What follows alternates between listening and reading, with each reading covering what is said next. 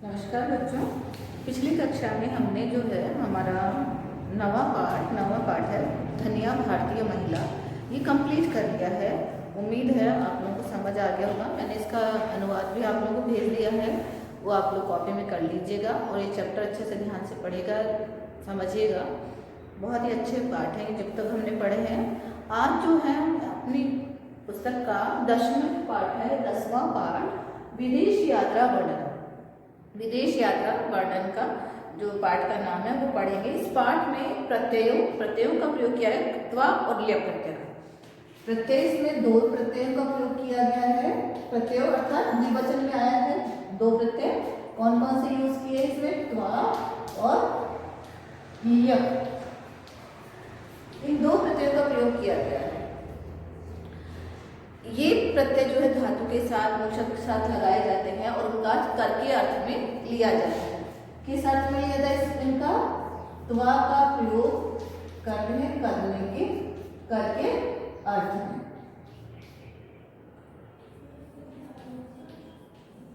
और ल्य का भी प्रयोग इसी अर्थ में करते हैं।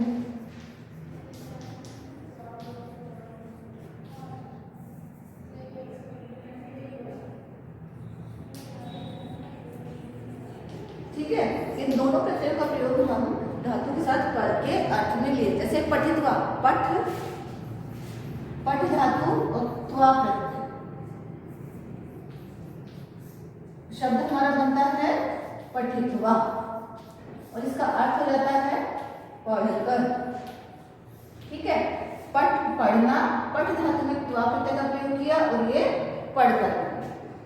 अब ल्य प्रत्यय का भी प्रयोग भी करके अर्थ में किया, कहाँ कब करते हैं हम? ल्य प्रत्यय का, त्वा प्रत्यय का प्रयोग कब करते हैं और ल्य प्रत्यय का प्रयोग हम कब करते हैं, उस पर हमें ध्यान देना है। जब धातु के साथ कोई उपसर्ग नहीं लगा हुआ होता है तो हम त्वा प्रत्यय का प्रयोग करते हैं, किंतु अगर धातु के साथ कोई उपसर्ग लगा हुआ हो तो हम वहां त्वा प्रत्यय का प्रयोग ना करके ल्य प्रत्यय का प्रयोग करते हैं। जैसे देखिए, सम उपसर्ग है, पठ धातु है, तो इसके साथ हम त्वा प्रत्यय का प्रयोग नहीं करेंगे, ल्य प्रत्यय का प्रयोग करेंगे, ल्य, और ये शब्द हमारा बन जाएगा संपठ्य और इसका अर्थ हो जाएगा अच्छी तरह से पढ़कर।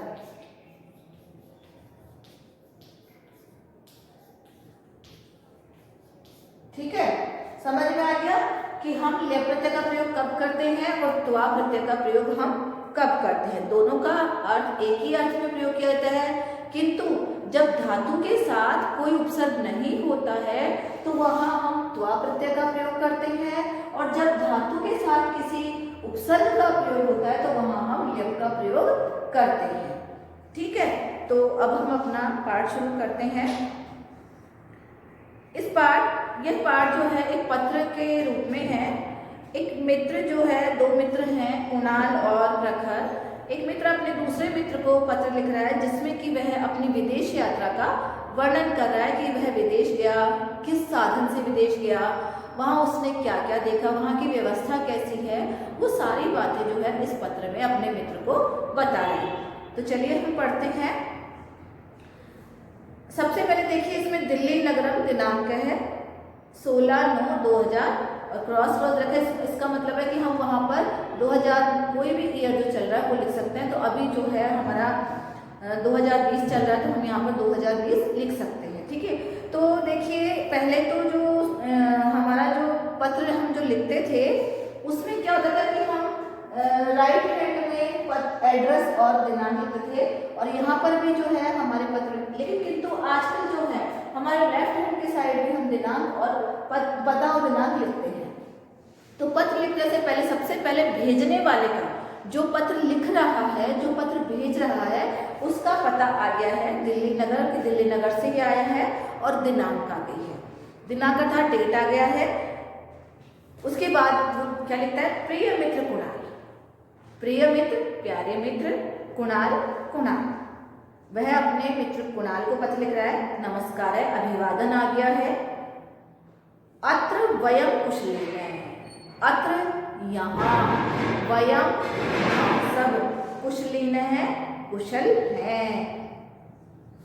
कुशल है मतलब अच्छे से है, सुखपूर्वक है, कुशल है। अत्र वयम कुशलिन है, यहाँ हम सब कुशल हैं। त्वमपि कुशली इति मन्यते, त्वमपि तुम भी, त्वम धन अपि, संधि शब्द है ये।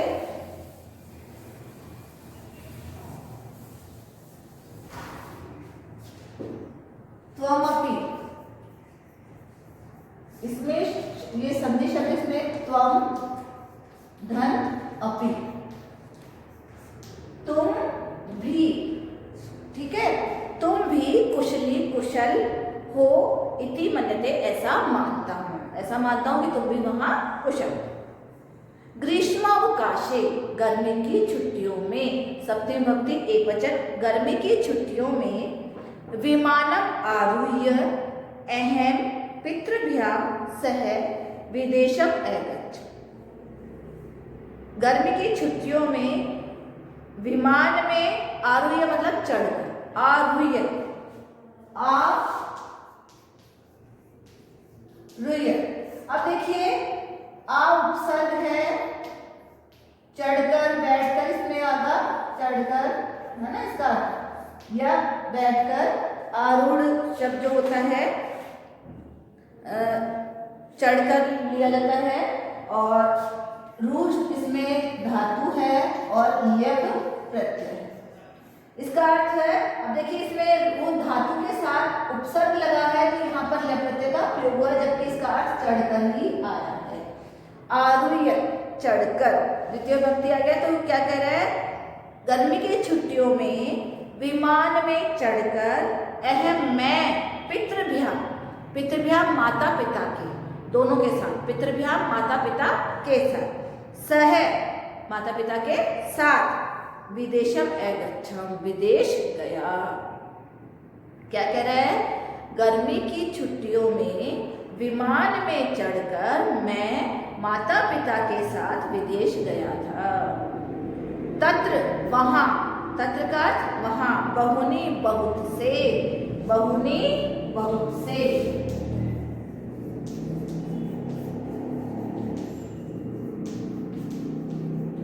वहां बहुत से, दर्शनीयानि, दर्शनीय अर्थात देखने योग्य, स्थानानि स्थान, अपश्यम देखे, वहां अनेक बहुत से देखने योग्य स्थान देखे, दर्शनीय स्थान देखे।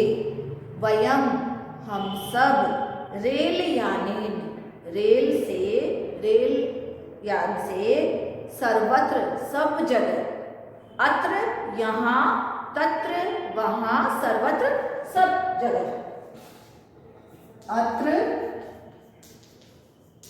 यहाँ, तत्र वहां, सर्वत्र सब जगह, ठीक है। वयम हम, रेल यानी रेल से, सर्वत्र सब जगह, भ्रमित्वा घूमकर, भ्रमित्वा, अब देखिए भ्रमित्वा में, भ्रमित्वा भ्रम धातु जिसका अर्थ होता है घूमना, और त्वा प्रत्यय, शब्द हमारा बन गया भ्रमित्वा, और इसका अर्थ हो गया घूमकर, ठीक है। भ्रमित्वा घूमकर, प्रसन्न आसम, प्रसन्न थे, प्रसन्न हुए थे। क्या हम सब रेल से सब जगह घूमकर प्रसन्न थे। विदेशे, विदेश में, जनाः लोग, स्वच्छता सफाई के, प्रति प्रति, जागरूकः जागरूक सन्ति हैं। विदेशे जनाः स्वच्छता प्रति जागरूकः सन्ति, विदेश में लोग स्वच्छता के प्रति जागरूक हैं। अतः इसलिए सर्वे मार्गा, सभी रास्ते, सभी मार्ग, स्वच्छः स्वच्छ, सुंदरः सुंदर, च और भवन्ति होते हैं।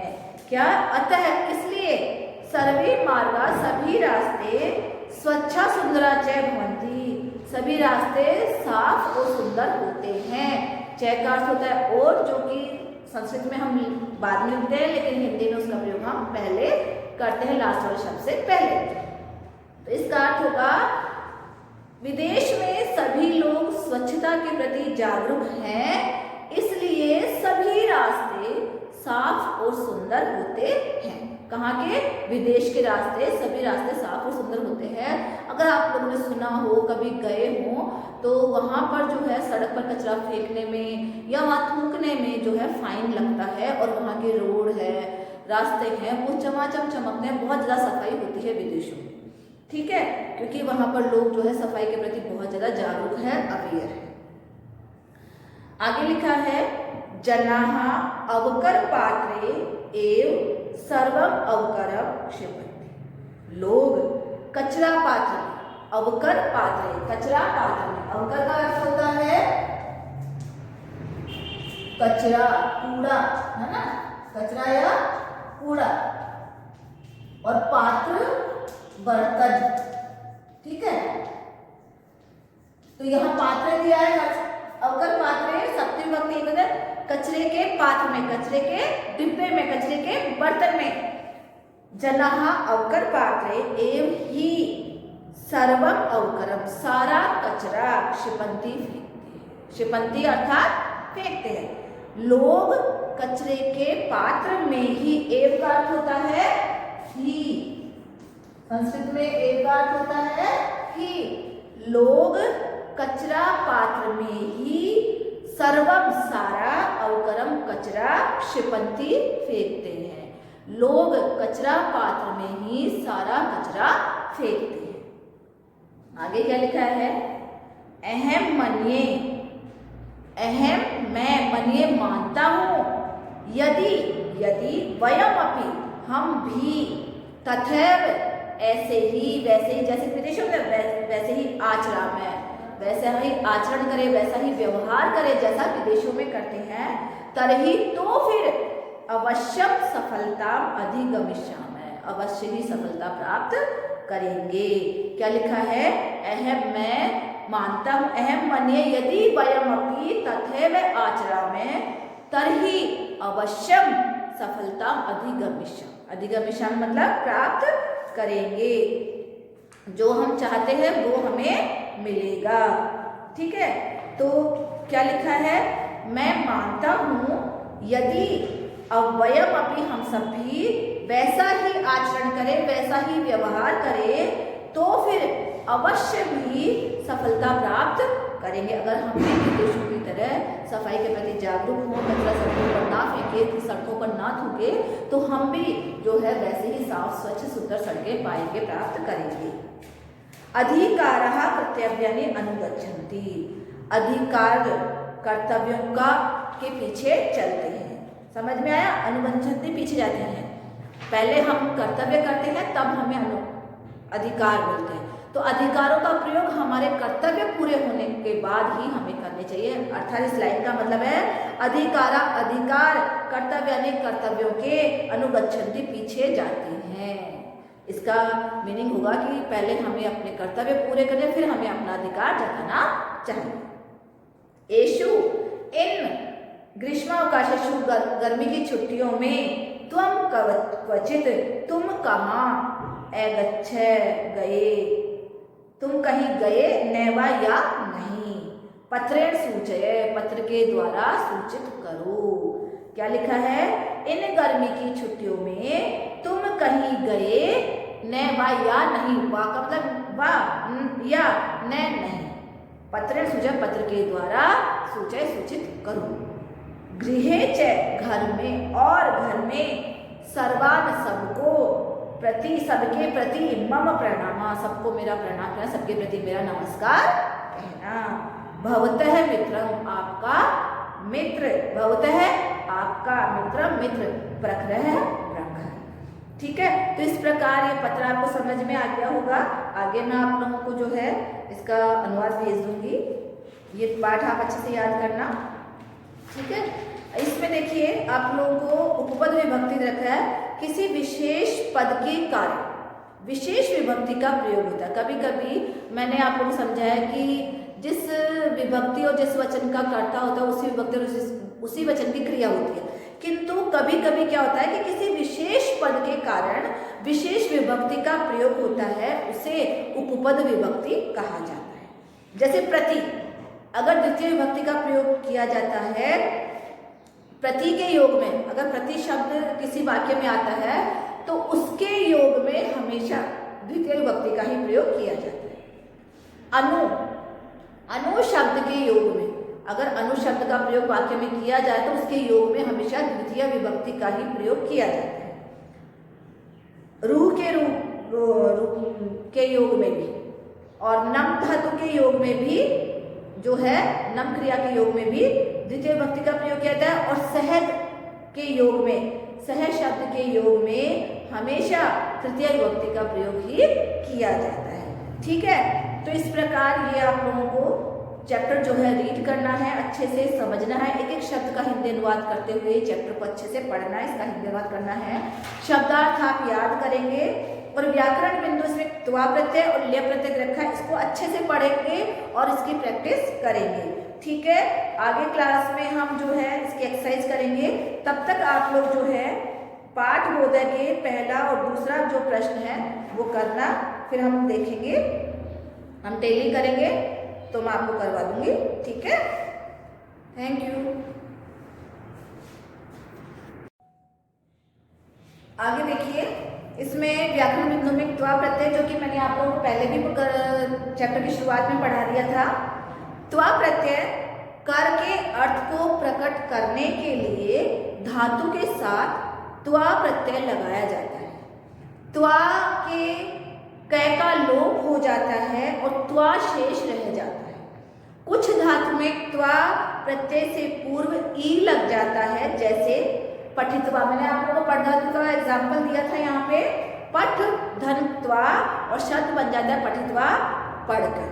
खाद धन त्वा और शब्द बन जाता है खादित्वा और उसका अर्थ हो जाता है खाकर। अब देखिए, इसमें तो ई का प्रयोग हुआ त्वा धातु से पहले, त्वा प्रत्यय से पहले, कुछ धातु के साथ ई का प्रयोग किया था, किंतु कुछ के साथ नहीं, कि उसका त्वा ही शेष है। जैसे दृश धातु है, दृश धातु में त्वा प्रत्यय जोड़ा और शब्द हमारा बन गया दृष्टवा, इसका अर्थ होता है देखकर। पृच्छ धातु धन त्वा, इसका अर्थ होता, शब्द बनेगा हमारा पृष्ठवा और इसका अर्थ होगा हमारा पूछकर। फिर आता है ल्य प्रत्यय। ल्य प्रत्यय जब किसी धातु से पहले कोई उपसर्ग लगा हो तो करके अर्थ में त्वा प्रत्यय का प्रयोग ना करके, ना लगकर ल्यप प्रत्यय का प्रयोग किया जाता है। ल्यप प्रत्यय उस धातु के साथ लगाया जाता है जब धातु के साथ पहले कोई उपसर्ग लगा हुआ होता है।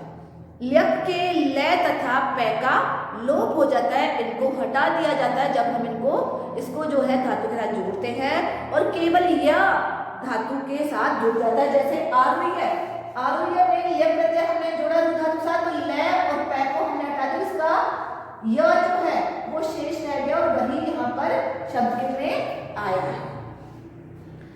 जैसे देखिए, इसमें आया है आ धन गम धन ल्य।